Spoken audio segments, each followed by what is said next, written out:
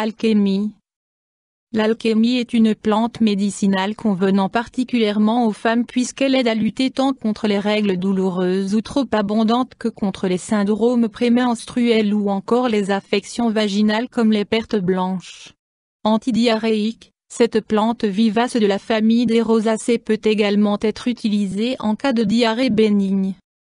Forme et préparation, infusion, décoction, extrait liquide, teinture. Propriétés médicinales de l'alchémie. Utilisation interne. Antidiarrhéique, l'alchémie est indiquée dans le cas de diarrhée bénigne, notamment chez la femme enceinte. Astringente et calmante, elle aide à atténuer les douleurs des règles tout comme les troubles gastro-intestinaux. Elle est également utile pour faire face au syndrome prémenstruel et aider à régulariser les règles. Antioxydante, les flavonoïdes présents dans l'alchémie aident à maintenir une bonne circulation sanguine. Cicatrisante, l'alchémie arrête les hémorragies, notamment celles dues à des règles trop abondantes, au moment de la préménopause par exemple. Utilisation externe. En utilisation externe, de par ses propriétés décongestionnantes, l'alchémie est conseillée pour soulager les personnes ayant les jambes lourdes, mais aussi pour traiter des affections vaginales telles que les pertes blanches. Prise en bain de bouche, elle aide également à maintenir une bonne hygiène buccale. Indications thérapeutiques usuelles. L'alchémie peut être utilisée en cas de diarrhée bénigne, de troubles gastro-intestinaux et, surtout, de troubles gynécologiques, qu'il s'agisse de douleurs des règles, de syndromes prémenstruels, d'affections vaginales comme les pertes blanches. Elle aide également à soulager les personnes ayant les jambes lourdes et les chevilles gonflées, ainsi qu'à entretenir l'hygiène buccale et à soigner les aftes. Autres indications thérapeutiques démontrées. De par sa forte teneur en tanins, l'alchémie aide à la cicatrisation des plaies et ulcères cutanés. En compresse, elle lutte contre la cellulite et s'avère aussi efficace contre les vergetures. Parmi les autres vertus reconnues à l'alchémie, notons qu'elle est utile en cas d'angine, de céphalée et pour les personnes souffrant de rhumatisme. Histoire de l'utilisation de l'alchémie en phytothérapie. L'alchémie doit son nom aux alchimistes qui considéraient la rosée de ses feuilles comme une eau céleste indispensable à la préparation de la pierre philosophale. Au Moyen Âge, cette plante était déjà utilisée en phytothérapie, mais elle était alors censée redonner leur virginité aux femmes et de l'éclat aux seins flétris. C'est d'ailleurs de là que vient son nom de lédimante, le manteau de dame, puisque la plante était connue pour affermir les tissus de l'appareil génital féminin en enveloppant celui-ci tel un manteau. L'alchémie apparaît en 1570 dans un traité d'André Laguna de Segovia, un médecin, pharmacologue et botaniste espagnol qui la recommande en infusion pour soigner les fêlures et fractures chez les bébés et les jeunes enfants, mais aussi en poudre associée à du vin rouge pour soigner toutes sortes de blessures. C'est en fait au début du XXe siècle que le prêtre et herboriste suisse Johann Kuhnse a démontré son utilité dans le soulagement des douleurs prémenstruelles, mais aussi dans la préparation de l'accouchement. Description botanique de l'alchémie. Plante vivace originaire d'Europe et d'Amérique du Nord, l'alchémie pousse dans de nombreux milieux, des bois aux pâturages humides, des prés aux montagnes, en passant bien sûr par les massifs de nos jardins. Il existe en fait plus de 50 espèces d'alchémie. Celle qui est couramment utilisée en phytothérapie est l'alchémie commune, autrement appelée alchémie vulgaire Alchemia vulgari. Sa tige vert clair au reflet rougeâtre mesure de 10 à 30 cm. Ses feuilles duveteuses ont une forme circulaire et sont constituées de 7 à 11 lobes dentelés.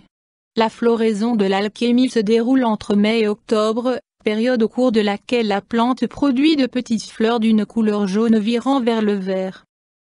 Composition de l'alchémie. Parties utilisées.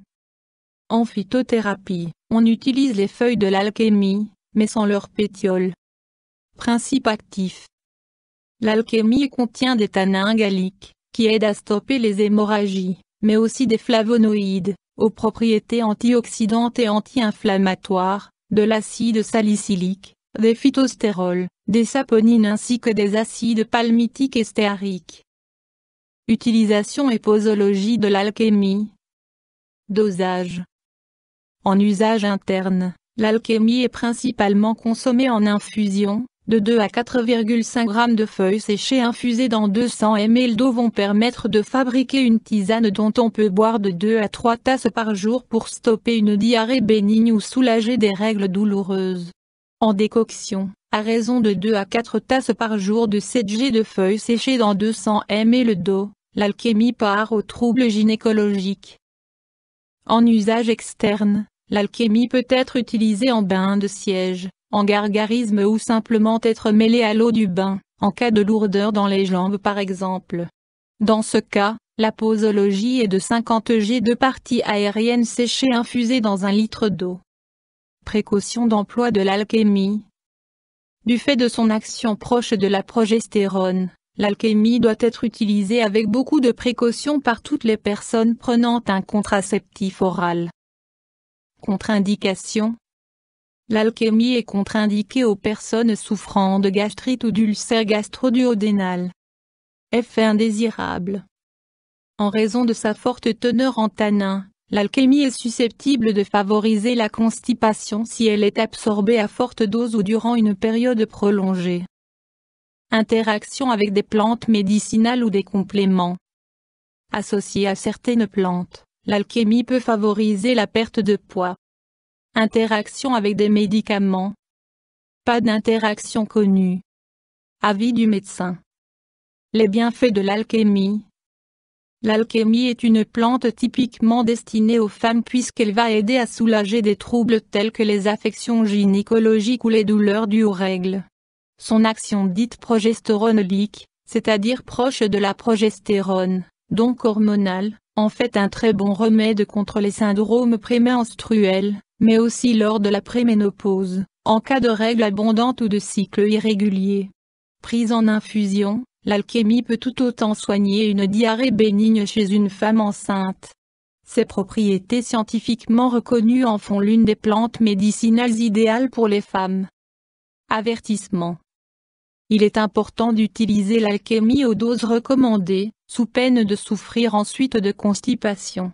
En cas de persistance des symptômes, de douleurs gynécologiques ou de diarrhée importante, il est nécessaire de consulter son médecin traitant. L'alchémie ne remplace en aucun cas un antibiotique, par exemple. La recherche sur l'alchémie. L'alchémie a vu ses propriétés scientifiquement reconnues puisqu'elle fait partie des plantes médicinales inscrites à la pharmacopée française, c'est-à-dire dont la vente libre est autorisée par le Code de la santé publique, en l'occurrence en l'état pour l'alchémie, et ce, depuis 2008. L'alchémie fait plus précisément partie de la liste A, laquelle regroupe les plantes médicinales traditionnellement utilisées. YouTube Dr Alabé.